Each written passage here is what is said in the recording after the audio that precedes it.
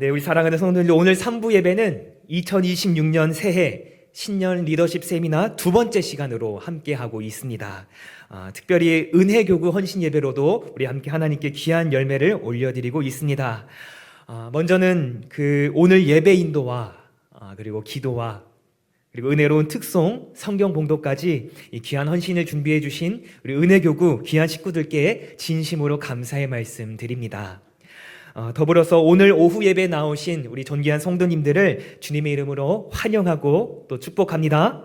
아멘. 우리 이런 마음으로 같이 우리 인사를 나누도록 하겠습니다. 우리 옆에 계신 분들과 우리 함께 사랑의 인사를 나누겠습니다. 사랑합니다. 축복합니다. 사랑합니다. 축복합니다. 잘 오셨습니다. 오늘 또 봐서 반갑고 사랑하고 축복합니다. 사랑하는 성도 여러분, 저는 그렇게 믿습니다. 우리 하나님을 사랑하는 리더, 오늘 말씀 제목인데요. 이 시대에 우리 모두는 영적인 리더입니다.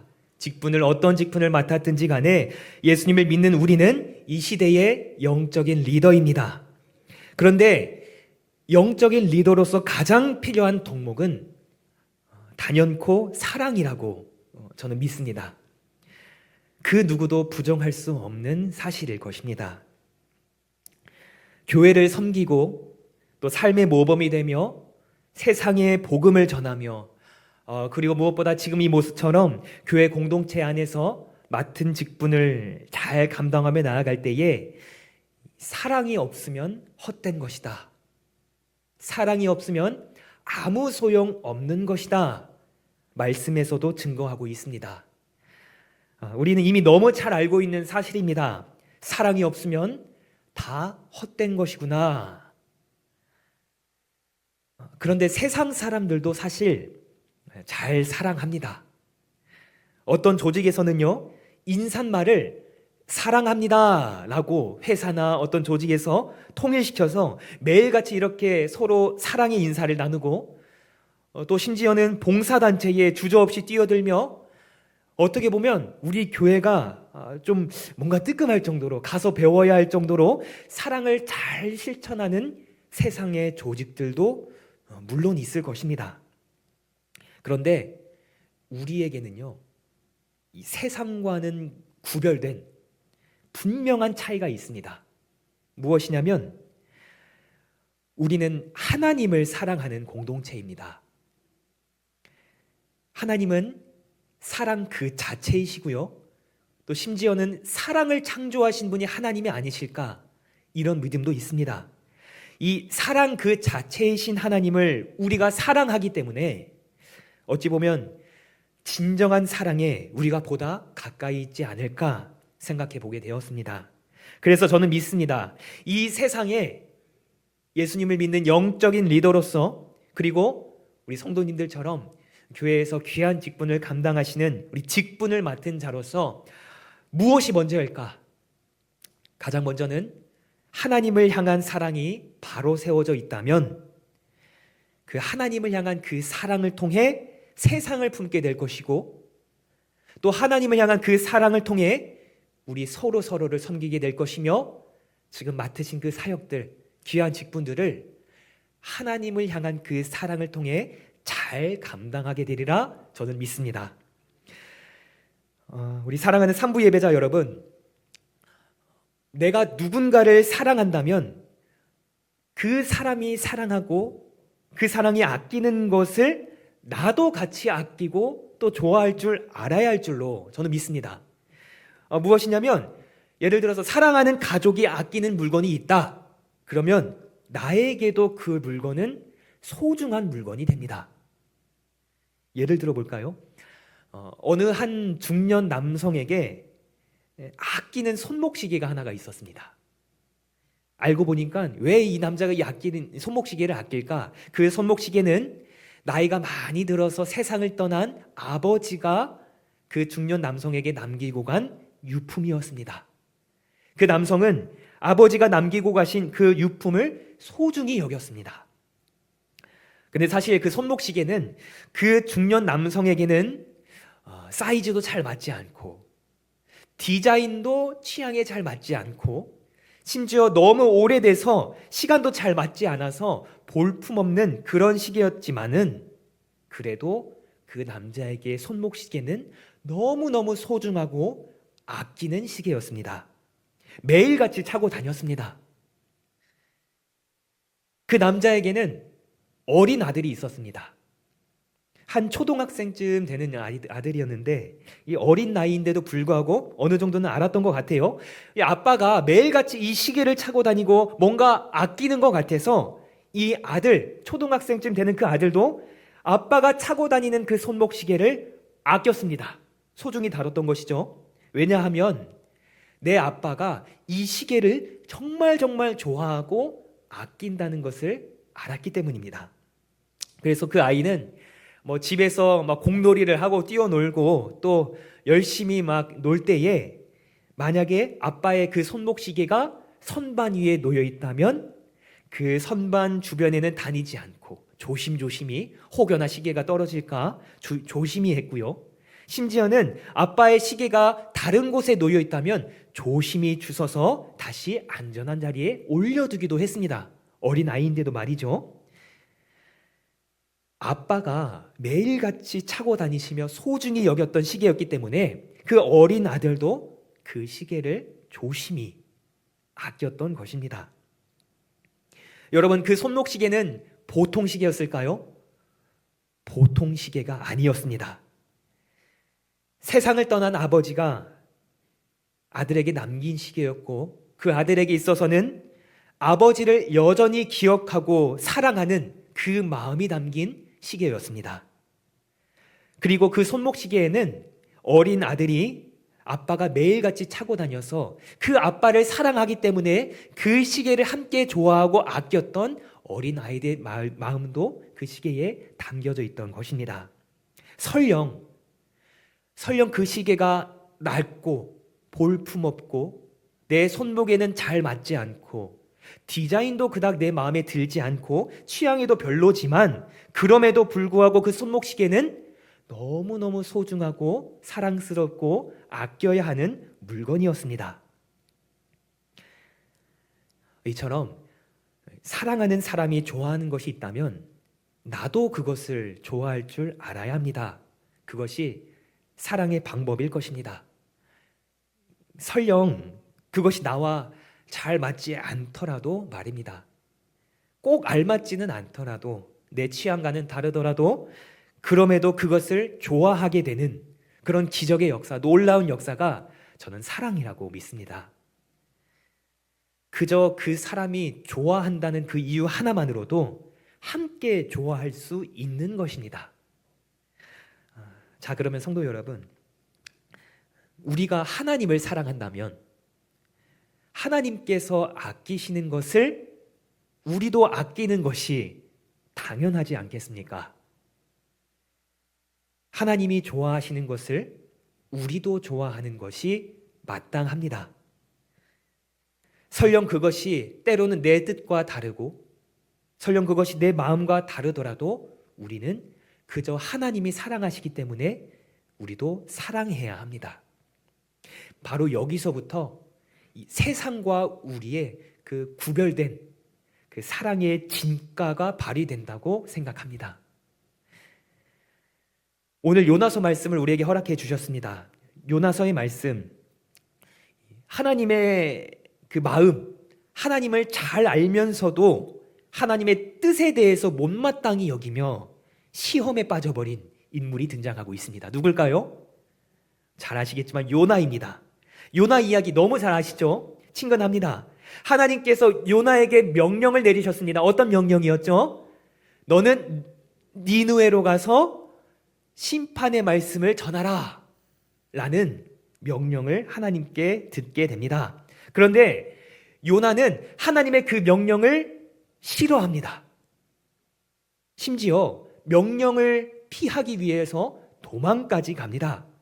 하나님의 명령임에도 불구하고 끔찍이 피하고 싶어서 도망갔던 것입니다. 왜냐하면 여러분, 니느웨는 어떤 곳이었죠? 이스라엘의 원수와도 같은 아수르, 그 나라, 아수르의 수도가 어딜까요? 니느웨였습니다.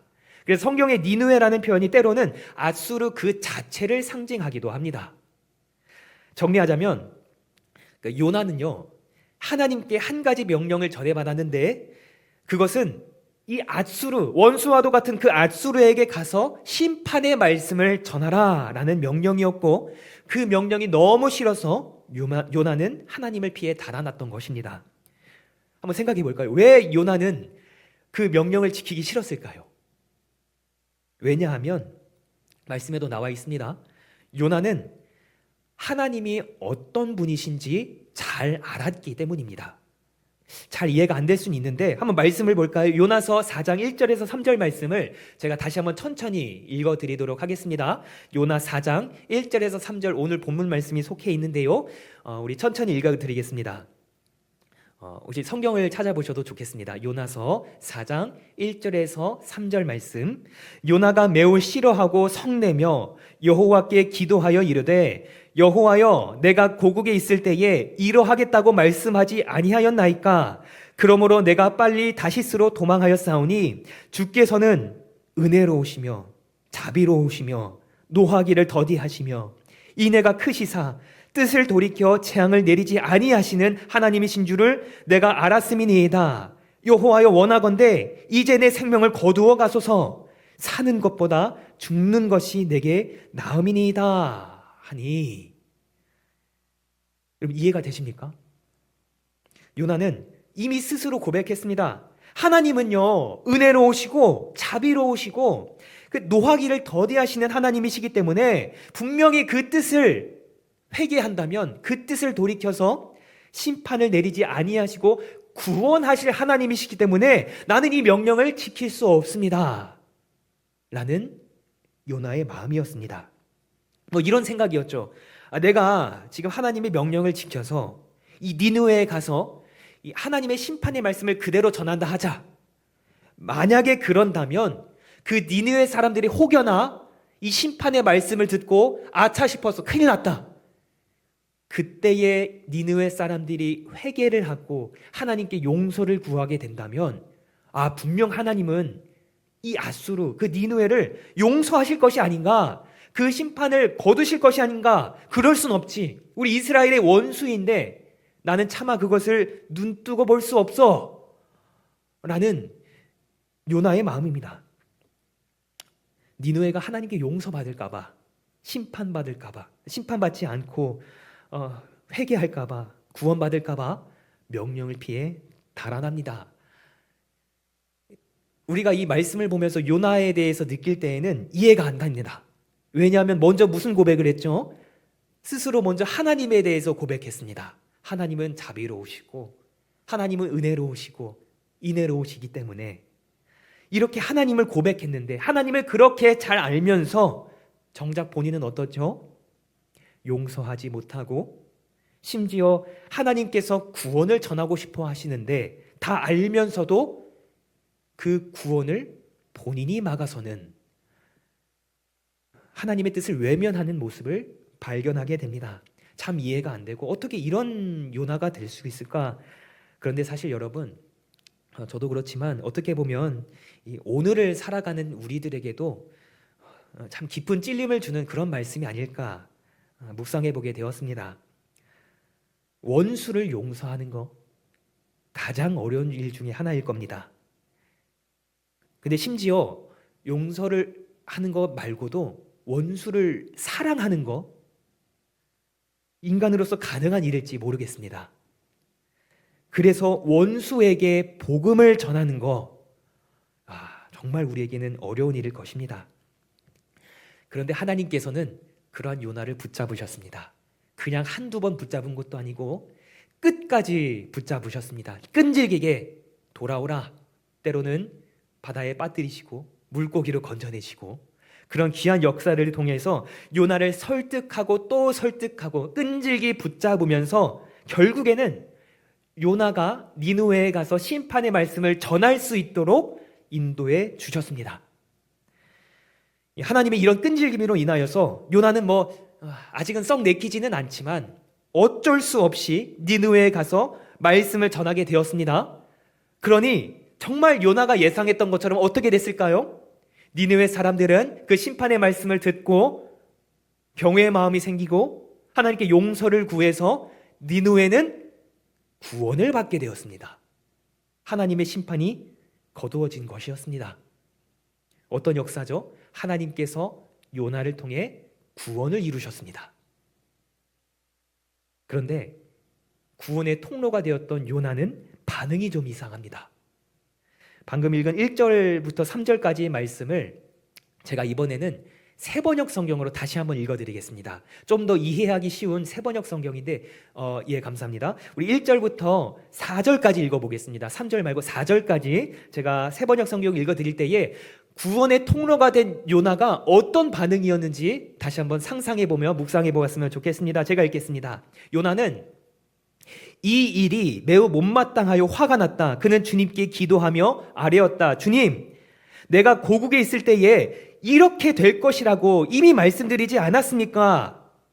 내가 서둘러 스페인으로 달아났던 것도 바로 이것 때문입니다. 하나님은 은혜로우시며 자비로우시며 좀처럼 노하지 아니하시며 사랑이 한없는 분이셔서 내리시려던 재앙마저 거두실 것임을 내가 알고 있었기 때문입니다. 주님, 이제는 제발 내 목숨을 나에게서 거두어 주십시오. 이렇게 사느니 차라리 죽는 것이 낫겠습니다. 4절 말씀 정말 중요한 말씀인데요. 주님께서는 네가 화를 내는 것이 옳으냐 하고 책망하셨다. 아멘. 오늘 이 4절 말씀, 네가 화를 내는 것이 옳으냐, 이 말씀을 먼저 우리 마음속에 새겨보았으면 좋겠습니다. 이 이후의 말씀도 좀 볼까요? 제가 읽어보도록 하겠습니다. 잘 아시는 것처럼 이 어리석은 분노였죠. 이 어리석은 분노를 내며 못마땅해하는 요나에게 하나님께서는 이제 좀 더 가르쳐 주십니다. 요나야, 아직도 내 마음을 모르겠니? 그 하나님의 마음을 요나에게 가르쳐 주십니다. 어떤 한 가지 사건이 있는데요. 잘 아시는 것처럼 박넝쿨 사건, 기억나시죠? 그 사건이 등장합니다. 5절에서 9절 말씀을 이번에도 세번역 성경으로 이야기를 들려드리도록 하겠습니다. 요나는 그 니느웨 성읍에서 빠져나와 그 성읍 동쪽으로 가서 머물렀다. 그는 거기에다 초막을 짓고 그 그늘 아래에 앉았다. 그 성읍이 어찌 되는가를 볼 셈이었다. 주 하나님이 박넝쿨을 마련하셨다. 주님께서는 그것이 자라올라 요나의 머리 위에 그늘이 지게 하여 그를 편안하게 해주셨다. 박넝쿨 때문에 요나는 기분이 무척 좋았다. 그러나 다음날 동이틀 무렵 하나님이 벌레를 한 마리 마련하셨는데 그것이 박넝쿨을 쏠아버리니 그 식물이 시들고 말았다. 해가 뜨자 하나님이 찌는 듯한 뜨거운 동풍을 마련하셨다. 햇볕이 요나의 머리 위로 내리쬐니 그는 기력을 잃고 죽기를 자청하면서 말하였다. 이렇게 사느니 차라리 죽는 것이 더 낫겠습니다. 하나님이 요나에게 말씀하셨다. 박넝쿨이 죽었다고 네가 이렇게 화를 내는 것이 옳으냐? 요나가 대답하였다. 옳다뿐이겠습니까? 저는 화가 나서 죽겠습니다. 그렇습니다. 하나님께서는 이렇게 박넝쿨을 자라게 하셔서 시원한 그늘을 마련해 주셨다가 하루아침에 사라지게 하자 요나는 이 더위에 짜증이 나서 하나님께 다시 한번 분노를 내비칩니다. 하나님, 죽여주십시오. 차라리 죽는 게 낫겠습니다. 분해서 못 참겠습니다. 이때 하나님께서 말씀하셨죠. 박넝쿨이 죽었다고 네가 화를 내는 것이 옳으냐? 요나의 인간적인 그 모습이 적나라하게 드러나는 말씀입니다. 요나는 지금 박넝쿨이 없어진 것을 아쉬워하고 화를 내고 있습니다. 이 박넝쿨이 원래 내가 길렀던 것도 아니고 내가 가져온 것도 아닌데 그 박넝쿨이 사라지자 분노를 표했습니다. 아직도 요나는 하나님의 마음을 깨닫지 못했습니다.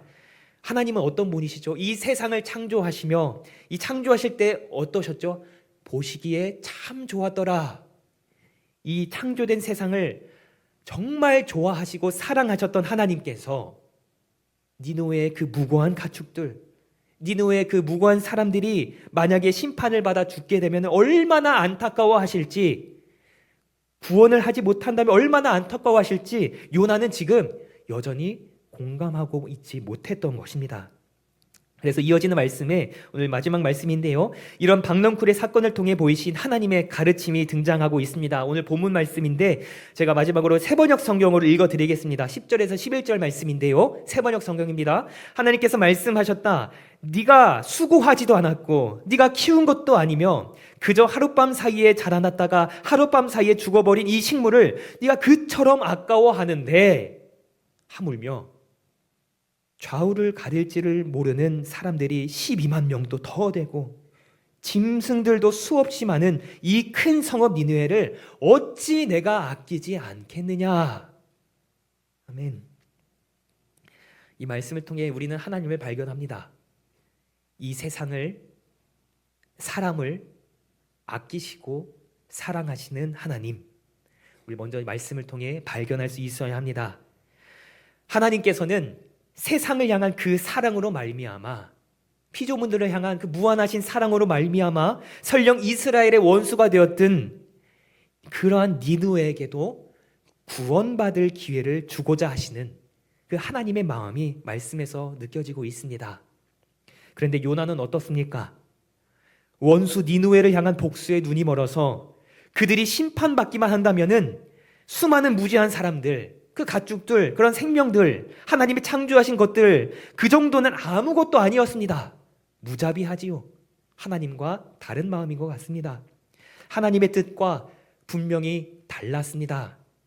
하나님이 아끼시는 것을 요나는 아끼지 못했습니다. 심지어 요나는 스스로 알고 있었습니다. 하나님이 어떤 분이신지도 알았고 하나님의 마음도 이미 다 알았습니다. 그런데 그럼에도 불구하고 마음에 내키지 않았습니다. 그래서 하나님께서는 이 택하신 요나를 끈질기게 설득하고 또 설득하고 끝에서는 가르쳐 주셨습니다. 요나야, 네가 화를 내는 것이 옳으냐? 네가 조급해하고 네가 이렇게 아끼지 않는 것이 지금 옳으냐? 어찌 내가 그들을 아끼지 않겠느냐? 이 말씀, 사랑하는 한박교회 성도 여러분, 오늘날 이 세상을 살아가는 어떻게 보면 연약한 우리에게도 동일한 말씀을 이어가실지 모르겠습니다. 네가 화를 내는 것이 옳으냐? 어찌 내가 아끼지 않겠느냐? 요나와 같이 원수를 지고 있을지 모르는 우리들에게 하나님께서 들려주실지도 모르고 또 하루아침에 사라지는 박넝쿨처럼 내 것이 아닌 하나님이 주신 것인데 심지어 별것도 아닌 것 같은데 그것에 대해서 불같이 화를 때로는 내게 되는 그런 우리의 깊은 내면의 연약한 모습에 하나님께서는 이 말씀을 혹시 들려주시고 계시지는 않을까 모르겠습니다. 여러분, 오늘 말씀 정리하겠습니다. 하나님을 사랑한다면, 특별히 영적인 리더로서 하나님을 사랑한다면 하나님이 아끼시고 사랑하시는 것을 우리도 아끼고 사랑할 줄 알아야 합니다. 그래서 하나님을 깊이 사랑하는 사람일수록 하나님께서 창조하신 이 세상을 아끼고 사랑하게 될 것이며 하나님께서 사랑하시는 우리 한밭교회의 식구들, 우리 이 지역의 이웃들, 우리 한밭교회, 하나님을 사랑할수록 더 크게 사랑하게 되는 것이 당연한 이치입니다. 그래서 예수님께서도 말씀하셨습니다. 하나님 사랑과 이웃 사랑은 같은 가장 큰 계명에 두셨습니다. 너의 마음을 다하고 목숨을 다하고 뜻을 다하여서 주 너의 하나님을 사랑하라. 둘째도 그와 같으니 내 이웃을 내 자신과 같이 사랑하라.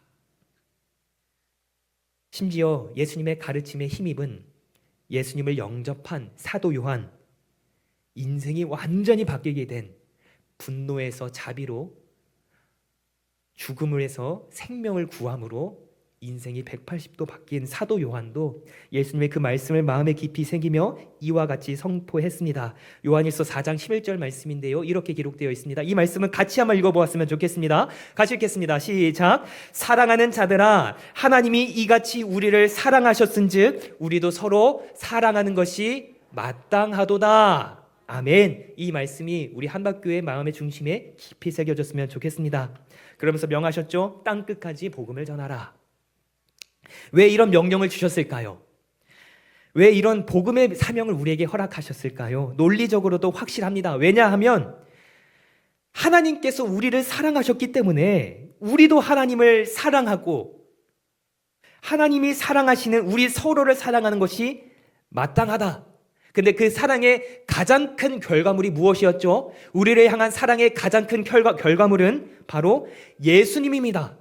예수님, 자격 없는 우리에게 죄 사함을 허락하신 그 아들 예수를 보내주신 하나님의 그 사랑의 결과물, 그 사랑을 우리에게 주셨기 때문에 우리도 그 사랑을 이웃에게 전할 때에 그것은 복음이 되게 됩니다. 그래서 우리에게는 오늘 말씀이 주신 내용 그대로입니다. 하나님이 요나에게 명령하신 내용 그대로이죠. 니느웨에 가서 심판의 말씀을 선포하라. 너희는 온 세계 열방 가운데에 복음을 전하라. 예수께서 말씀하셨습니다. 세상도 가족을 사랑한다. 그런데 원수를 사랑하라. 말씀 마치겠습니다. 사랑하는 성도 여러분, 영적인 리더로서 섬김의 사역을 감당하는 우리에게 하나님께서 귀한 말씀 허락해 주셨습니다. 더 깊은 사랑으로 안내를 해 주셨습니다. 창조하신 이 세상을 아끼시고 사랑하시는 하나님, 그래서 수많은 니느웨 사람들과 그 짐승들까지도 심판하기 원하지 않으시는 그 구원의 하나님을 우리는 말씀을 통해 다시 한번 묵상했습니다.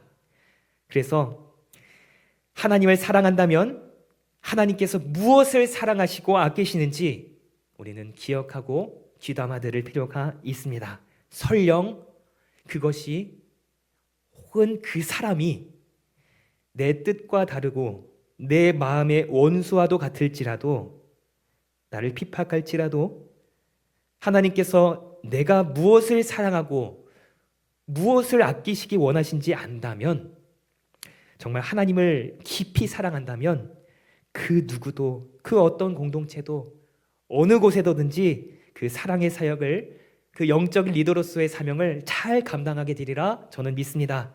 우리 한밭교회 공동체도 서로 사랑하는 공동체입니다.